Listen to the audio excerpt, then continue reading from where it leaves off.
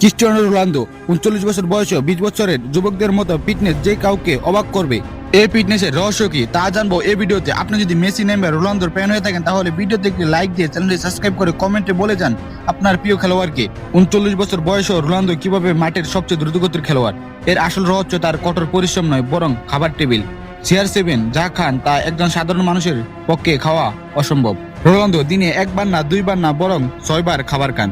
প্রতি 3 থেকে 4 ঘন্টা পর পর তিনি প্রোটিন সমুদ্র খাবার নেন। তার প্রিয় খাবার হলো পর্তুগিজ ডিশ বাকালহাউ আপ ব্রাশ, যা মাছ, পেঁয়াজ আর ডিম দিয়ে তৈরি। তিনি মূলত হুলগোস কাবাব, ফলমূল আর প্রচুর তাজা মাংস খান। তিনি সারাদিনে প্রচুর পানি পান করেন এবং নিজেকে হাইড্রেট রাখেন। মজার ব্যাপার হলো তিনি দিনে একবারে 8 ঘন্টা না ঘুমিয়ে 90 মিনিটের ছোট ছোট 5টি স্পেশাল ঘুমান। এই ডিসিপ্লিন তাকে বানিয়েছে ফুটবল ইতিহাসের অন্যতম সেরা। আপনি কি পারবেন রোনালদোর মতো এই ডায়েট ফলো করতে? কমেন্টে জানান।